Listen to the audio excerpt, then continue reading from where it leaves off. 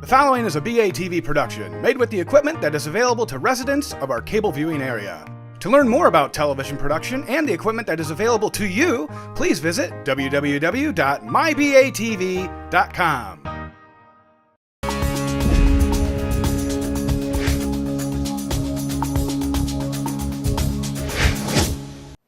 Hello, Batavia. I'm Ana Cahill, and you're watching It's News to Me. In last week's homecoming game, the Batavia Bulldogs beat the West Chicago Wildcats 48-7. Let's take a look at the players of the week. I'm passing it to you, Coach. Scout Players of the Week, guys, and again, felt like we ran our opponent's stuff, in this case as well, or frankly much better than they did. We're very aggressive with 3-5-3. We had to run on defense, and we had to run multiple offenses against ourselves in practice. Great job to everybody involved, very proud of that. Offensive Scout Player of the Week goes out to a lineman, again, who also has been going over with the number ones a little bit, has been a very steady performer for us all year long in JV games and in practice. Don't think he ever misses, and whenever is given an opportunity to work with us, has really done an outstanding job. We've commented on him every single week. Sometimes, fellas, all of you, when you're on a team that is very, very good, there are good players that don't get to play all the time, and this is one of those players. Nick Offit.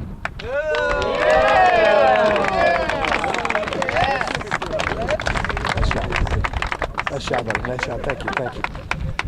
Defensively, two players did a good job for us last week, especially in that attacking front at the end position, and one got to do a little position change, and so we feel like maybe he's getting an award for sort of being a one-hit wonder, but we'll see. We'll see how this goes. So anyhow, we have two players. One of them, I can never say his name right. Mark Fassler. Where is he? Where's Fassler? Where's Mark at? Is he here today? Oh, come on up, Mark. Fassler. Is that you? Fassler's one of our players of the week. Nice job, baby. Nice job. And those gloves stink. Okay, gross. All right, and then, congrats. And then other award winner, Micah Jamal.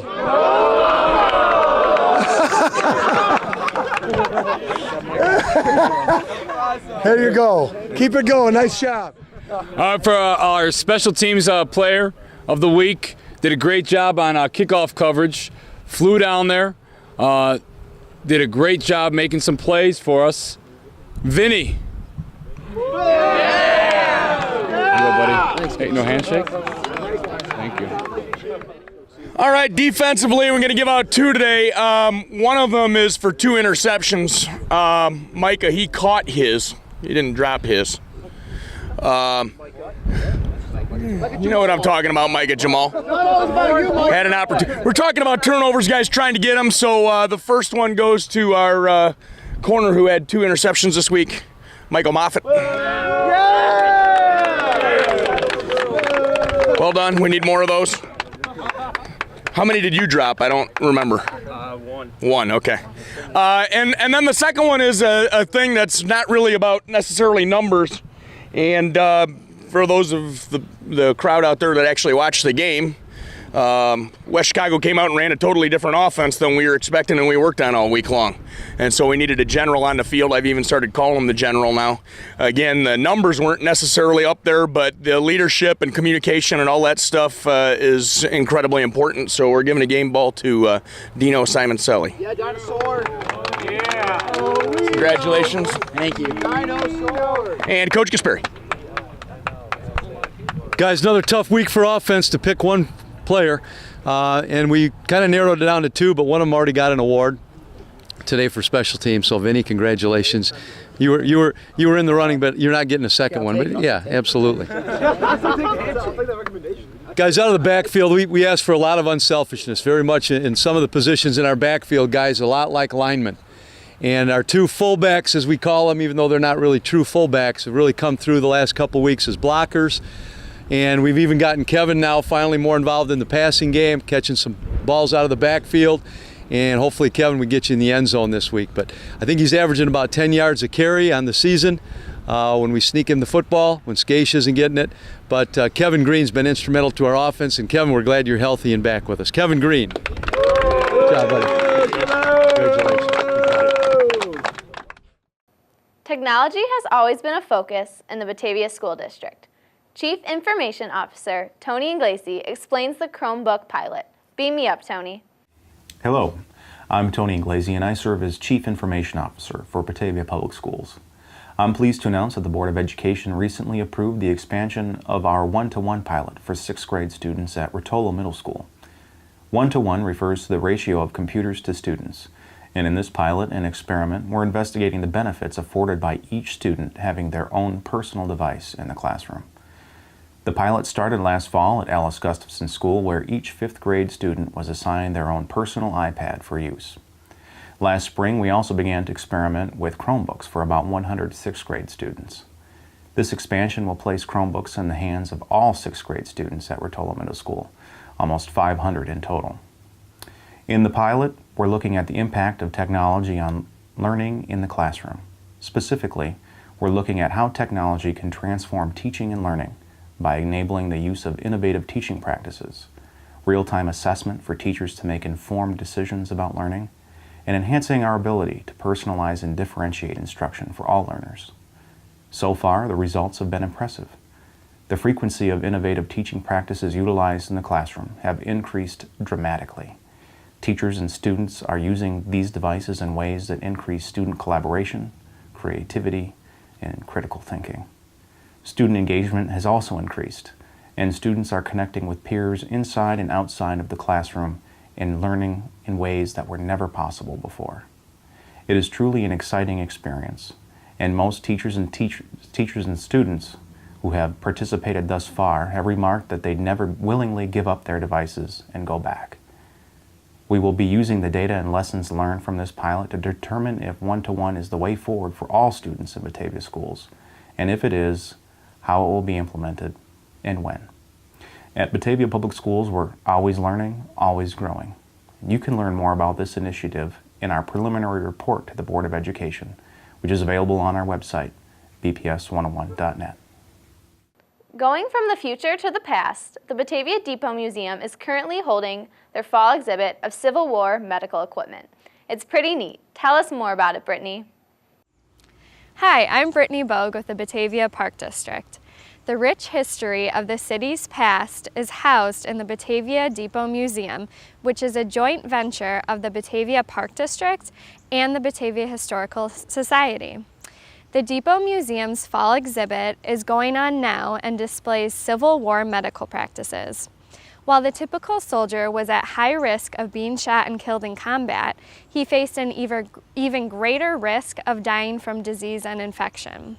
Experience the Civil War through the eyes of the doctors and surgeons. The museum hours are Monday, Wednesday, Friday, Saturday, and Sunday from 2 o'clock to 4 o'clock p.m.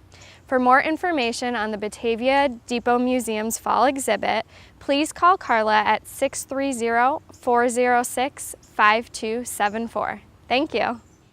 Speaking of old things, the Fox Valley Antique Show is heading to Kane County Fairgrounds. For more information, we checked in with Debbie and Sarah. Ladies, tell us what you know. Hi, I'm Debbie McArdle, and I'm with the Chicago Suburban Antiques Dealers Association, and we produce the Fox Valley Antique Show here at the Prairie Events Center twice a year in St. Charles, Illinois. Hi, I'm Sarah Butita, Museum Educator at the DuPage County Historical Museum, and we are the sponsors for the fall show. And this is George, and some other folk art pieces that I've brought to illustrate the kinds of merchandise you might be able to find at our upcoming show. We have 55 dealers coming from 14 states, as far away as Connecticut and Rhode Island and Arizona. So it's a great way to see a huge variety of antiques all under one roof here at the Prairie Events Center. The show is scheduled for Saturday, October 19th and Sunday, October 20th. Hours on Saturday are 10 to 5, Sunday 10 to 4. The museum assists with the production of the show and also publishes the program guide. And the $8 gate funds the endeavors of the DuPage County Historical Museum Foundation, our sponsors. We're happy to have them back for the second year. At the museum this fall, we also have a special folk art exhibit, Early Illinois Folk Art 1825 to 1925, so we're encouraging visitors and dealers to come see our exhibit. It'll be on view until October 27th. The DuPage County Historical Museum is located in downtown Wheaton. We're a free museum. We're open 7 days a week. You can visit our website at www.csada.com, where you'll be able to see a variety of pictures of objects that our dealers will be bringing to the show in just 2 weeks away, I guess it is right now. It's getting close. Hard to believe. We've been working on this for so long. Thanks, Debbie. And one last thing, if you're interested in attending, tickets are available at dupagemuseum.org. General admission is $8 for adults, and we have postcards available for a $2 off coupon. And on to Craig Fultos with this segment, Community Corner. Take it away, Craig. Hi, I'm Craig Fultos, and with me is a wonderful Batavian and a great customer. Not a very good head of hair, but not such a bad one either, named John Gamble. And John is a local real estate agent in our fair community. And John, so tell me about this little community now. What's happening in the real estate market? Real estate market's very active right now. We've got more buyers than sellers, and the inventory's down. So, why are my taxes so high, John? That's what I want to know. Well, there's a number of ways to approach that. One is the cost of all of our services have pretty much remained the same. So, where are we going to change the tax base? But the main reason is that the assessed values are based on past history, and the property values haven't gone down enough to lower the taxes, or the timing hasn't happened that way. So do you see taxes going down? Probably not. If I want to sell my house, is this a great time to sell my house? It's a very good time to sell your house. If I have a lot of equity in it. If not, yes. Otherwise, then I'm staying there for the long haul. If you have equity in it, or other reasons that you need to sell. Somebody's out there to buy it right now. There are buyers out there, you bet. If the house is priced right, it will sell very quickly. So if I was going to complain about my taxes, how would I go about complaining? You'd go to the assessor, and actually there's a window of time which is closing right now, I think, or it may have already closed. Each year, you mean? For each year, they only do the appeal. It's usually August, and so I think it just closed. That you can bring comparables, or they will help you find them to reassess the value. So my concern is we're pricing a lot of older people out of their homes because of property taxes. Are you seeing a lot of that happening? I do see that happening, unfortunately. There are tax freezes for seniors, but in a lot of cases it's not enough to keep them in their homes, unfortunately. Is there anything we can be fortunate about? Well, the real estate market is good, and real estate, one thing that I've learned through this crisis is that the real estate really affects the entire economy, and now that it is starting to turn, we're seeing that happen throughout the rest of the economy. I don't know if it's,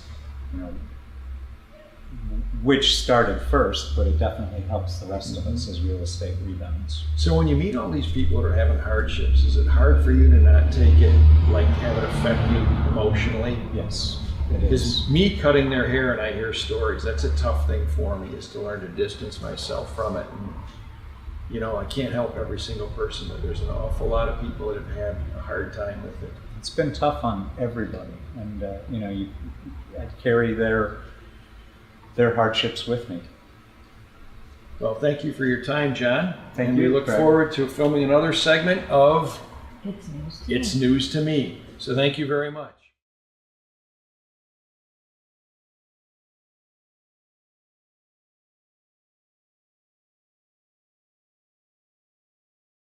It has been another busy week in Batavia. To learn more about this program and others, check us out online at www.mybatv.com.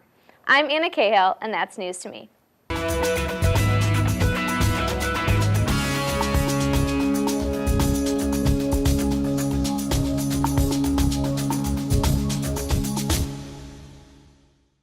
Hey, that's news to me.